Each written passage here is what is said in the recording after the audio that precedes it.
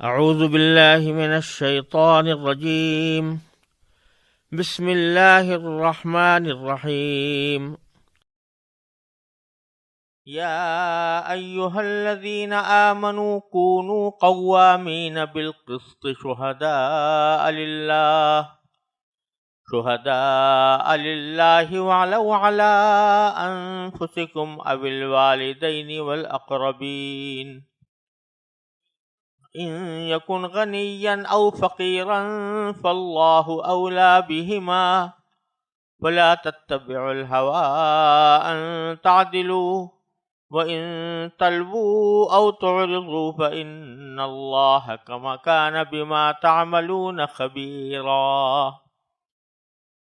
ان آیات کریمہ کا ترجمہ یہ ہے: اے ایمان والو، انصاف قائم کرنے والے بنو، اللہ کی خاطر گواہی دینے والے، چاہے وہ گواہی تمہارے اپنے خلاف پڑتی ہو یا والدین اور قریبی رشتہ داروں کے خلاف. وہ شخص جس کے خلاف گواہی دینے کا حکم دیا جا رہا ہے، چاہے امیر ہو یا غریب، اللہ دونوں قسم کے لوگوں کا زیادہ خیر خواہ ہے. لہذا ایسی نفسانی خواہش کے پیچھے نہ چلنا جو تمہیں انصاف کرنے سے روکتی ہو، اور اگر تم توڑ مروڑ کرو گے یعنی غلط گواہی دو گے یا پہلو بچاؤ گے یعنی سچی گواہی دینے سے پہلو بچاؤ گے، تو یاد رکھنا کہ اللہ تعالیٰ تمہارے تمام کاموں سے پوری طرح باخبر ہے.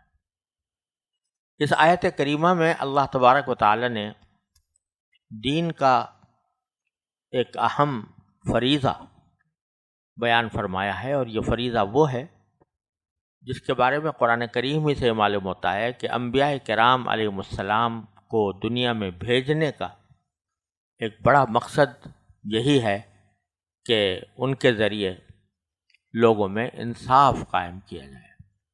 چنانچہ سورہ حدید میں باری تعالیٰ کا ارشاد ہے کہ لقد ارسلنا رسلنا بالبینات وانزلنا معهم الکتاب والمیزان لیقوم الناس بالقسط. ہم نے اپنے رسول بھیجے ہیں روشن دلائل کے ساتھ، اور ان کے ساتھ کتاب نازل کی ہے اور ایک ترازو نازل کی ہے. ترازو سے مطلب یہ ہے کہ ایسا معیار نازل فرمایا ہے جس کے ذریعے جس طرح ترازو سے چیزوں کو تولا جاتا ہے، اس طرح اعمال کو تول کر اور اس میں توازن پیدا کیا جائے.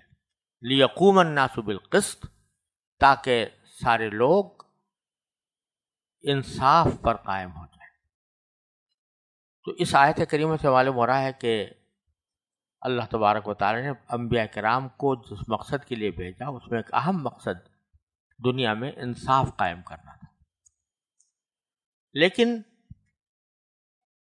انصاف قائم کرنے کے لیے عام طور سے جو تصور آتا ہے وہ یہ کہ یہ حاکم کی ذمہ داری ہے، یا قاضی اور جج یا مجسٹریٹ کی ذمہ داری ہے کہ وہ انصاف قائم کرے. اور اس میں کوئی شک نہیں کہ اجتماعی سطح پر انصاف قائم کرنا بے شک حکام کی ذمہ داری ہے، عدالتوں کی ذمہ داری ہے. لیکن یہ ذمہ داری صرف ان کے ساتھ خاص نہیں ہے، بلکہ اللہ تبارک و تعالیٰ کے کلام سے یہ بات معلوم ہوتی ہے کہ انسان کی انفرادی زندگی میں بھی انسانوں کو حکم دیا گیا ہے کہ وہ انصاف قائم کرنے والے بنے، اور اس کو پورے نوع انسان کی ذمہ داری قرار دیا. لیقوم الناس بالقسط، صرف مسلمانوں کی نہیں بلکہ یقوم الناس بالقسط، تاکہ لوگ انصاف قائم کرنے والے بن جائیں.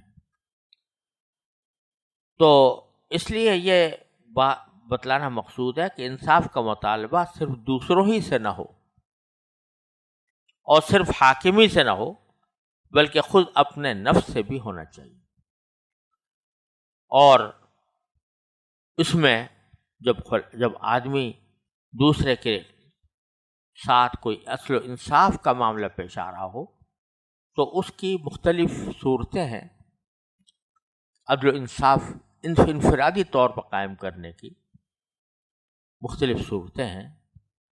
مثلا عدل و انصاف کا مطلب یہ ہوتا ہے کہ ہر حقدار کو اس کا حق پورا پورا دیا جائے.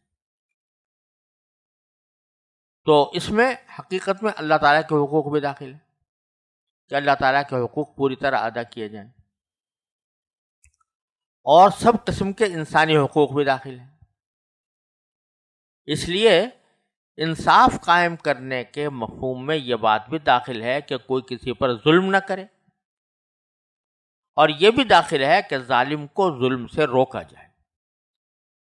اگر انسان میں استطاعت ہے، دیکھ رہا ہے کہ کوئی شخص کسی پر ظلم کر رہا ہے تو اس ظلم کرنے والے کا ہاتھ پکڑے، اس کو روکے تاکہ مظلوم کی مدد کی جا سکے. یہ بھی انصاف قائم کرنے میں داخل ہے.